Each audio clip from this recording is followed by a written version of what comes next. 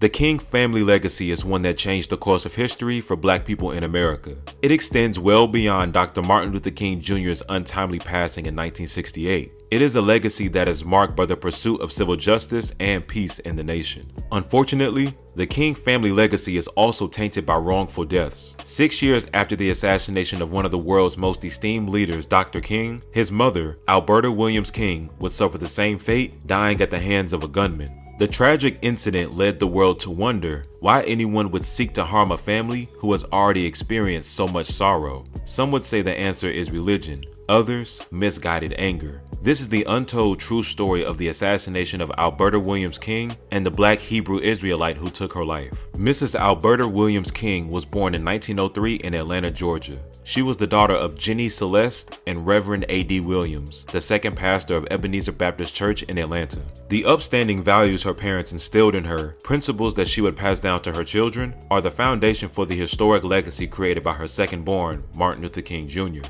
Mrs. King's life was deeply rooted in her faith and activism. Her father, husband, and both of her sons were all ministers at Ebenezer, where she played an integral role until she retired in 1972. The King matriarch would often return to lead the church in song. Ironically, Ebenezer Baptist Church, just a few blocks away from where her son Martin was buried 6 years prior, was where Mrs. Alberta Williams King took her last breath. Her death was classified as an assassination. The man who carried out the heinous act was 23-year-old Marcus Wayne Chenault. Born on June 30th, 1951 in Winchester, Kentucky, Marcus Wayne was described as a quiet child who read a lot. He was raised by his parents Marcus H. and Hinda Lee Chenault. They were God-fearing and lived comfortably. That was until they moved to Dayton, Ohio, when Marcus, often called Wayne by his family, was a teenager. Hinda Lee, who was deeply religious, recalled to Washington Post. Up until 1967, he seemed to enjoy the church, but later he became a bit confused and started asking questions about different things in the Bible. As a student in high school, Chenault excelled academically. A school officer at Dayton Roth High School told Jet magazine, "He just went from homeroom to class. I never had any trouble with him. He was as good as gold." In 1969, Marcus was accepted into Ohio State University, and it was during his college matriculation that his demeanor began to change. Although he was still described as quiet and studious by his professors and peers, it was during this time that he began to reassess his traditional Christian values. Leon Vaughn, one of Chenault's Ohio State classmates, told Jet magazine, "Marcus was a really beautiful cat. He interpreted things to me like the Bible and the Star of David. The main thing he would say is that religion isn't for real because people couldn't be charged for the truth. He resented preachers riding around in Cadillacs. He said that parts of the New Testament were false and that King James stole literature from blacks and didn't give them any credit. He said King James was a Caucasian who based his interpretations on America's standards." His newfound religious ideals came from the teachings of his mentor, Hananiah Israel of Cincinnati. Hananiah, a spiritual teacher whose legal name is Stephen Hallman, spread messages from what he called a form of Judaism. Chenault met Hananiah about 8 months before the incident after seeing his advertisement titled, "What Every Negro Should Know About Scripture," in a magazine. Israel began instructing him in the Bible during meetings in which Chenault took lots of notes and often invited friends. Hananiah criticized black civil rights activists and church leaders as evil and deceptive. In his teachings, he wrote, "When you stop those lying preachers from deceiving you and your loved ones, from robbing them of millions of dollars a year, you will have a better economy." He also taught that black civil rights leaders were leading black people to doom. He told Dayton Daily News, "White men are being used by the Most High as a correcting rod, but God is going to do away with white people and free my people. When black people are freed, they will be the masters and whites will be the slaves. Until then, blacks should remain slaves to white men because that is the role God has assigned to them." Although Israelites insisted that he did not advocate for violence, he taught that only the death of black ministers would free black people. He told Dayton Daily, "I gave Marcus the key to understanding the scriptures. He awakened from the death of sleep, from the grave of ignorance." Hananiah and Marcus, along with other young men who followed his teachings, were labeled by some as Black Hebrew Israelites, a religion of black people who believe that they are the descendants of the ancient Israelites. They incorporate teachings from various sources, including certain aspects of Christianity and Judaism, and have created their own interpretation of the Bible. They are not associated with the mainstream Jewish community nor mainstream Christianity. Chenault and Israel assert that they did not belong to any organized group or following. Although Marcus Wayne recruited a number of young men from Ohio State and the surrounding areas to begin following his teachings, other classmates thought his religious talk was off-putting.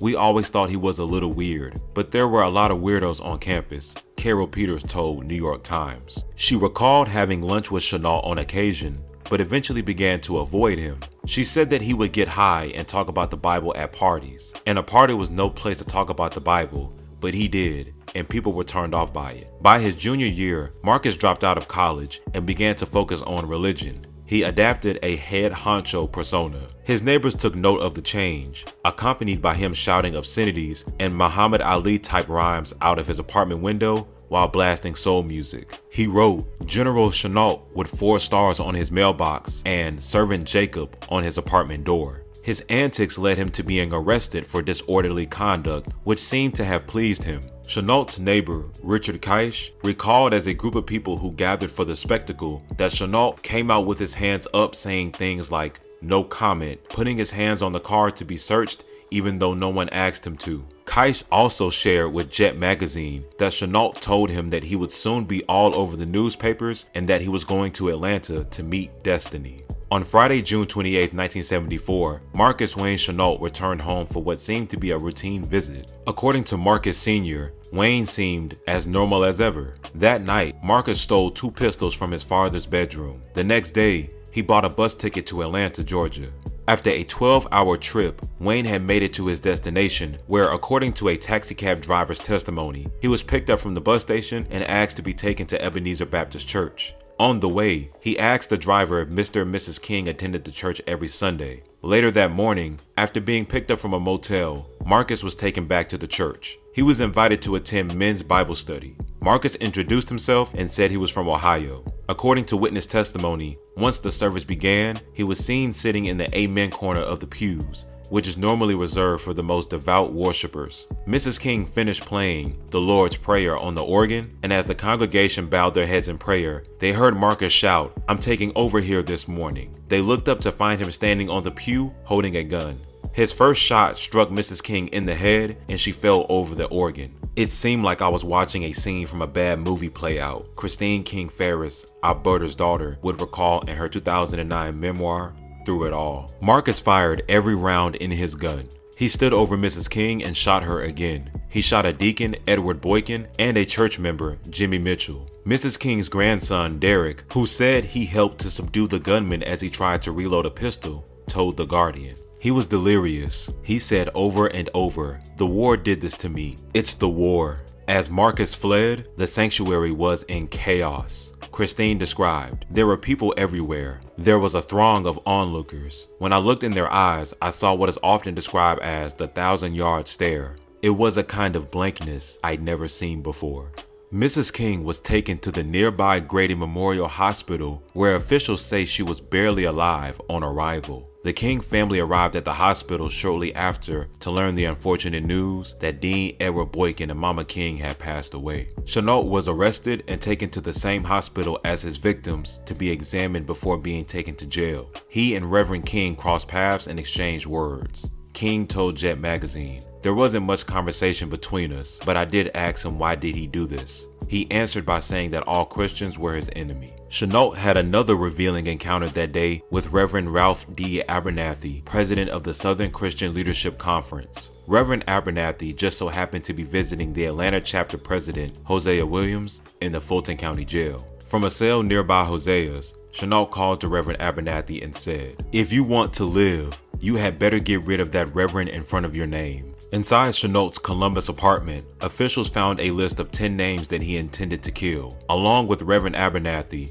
Aretha Franklin, and civil rights leader Jesse Jackson were among the names on what he called the death list. According to the New York Times, police also found an unused bus ticket to Chicago where Jesse Jackson lived. Written on the ticket was, "Father's Day Massacre Canceled." On July 9, 1974, Marcus Wayne Chenault was indicted by a Fulton County grand jury for the murders of Mrs. Alberta King and Deacon Edward Boykin, for aggravated assault for the shooting of Mrs. Jimmy Mitchell, for carrying a pistol without a license, and for carrying a concealed weapon.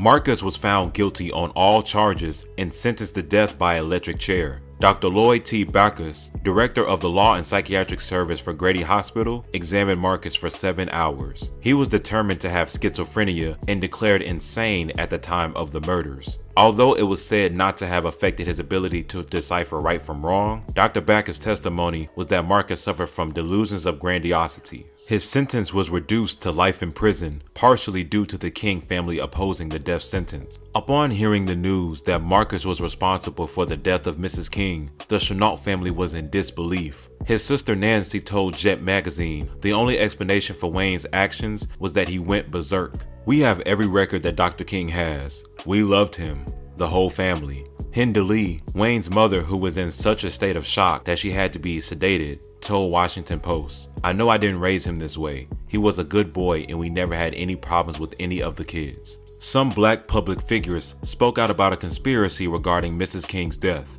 Angry about the lack of seriousness regarding assassinations in the US, Jesse Jackson told Jet magazine, "They seem to be too strategic and coming too regular to be the work of lone berserk gunmen." Dick Gregory shared his thoughts on the matter with Jet magazine. He said, "If anybody can believe that a cat can go berserk in Dayton, Ohio and get on a bus with 2 guns and don't shoot nobody until he gets to Atlanta in church, then they're crazy. Do you realize how much aim and how much practice one must have to be able to hit somebody in the head 3 times with a handgun? It's just totally unbelievable. And so I definitely don't rule conspiracy out." It's the same pattern with Sirhan Sirhan, Lee Harvey Oswald, and James Earl Ray, that every time one of those persons was arrested, they went to his house and found a diary with some other stuff in it. Now they go to Chenault's house and find a diary with 10 other people's names in it. See, it's the same pattern that is followed. A spokesman for the Atlanta Police Department Homicide Division issued a statement in which he said there was no evidence indicating a conspiracy. Thousands gathered in Sisters Chapel at Spelman College for Mrs. King's memorial service. Many shared similar sentiments of virtue. Dr. Benjamin E. Mays of Morehouse College said, "Love God and love your fellow man. If these are the requirements of God, Alberta Williams King met them from the beginning. Her life was a brilliant example of Christian living. Why do good people have to die at the hands of wicked men? Somehow, it must be in the plan of God." Mrs. Alberta Williams King led by example.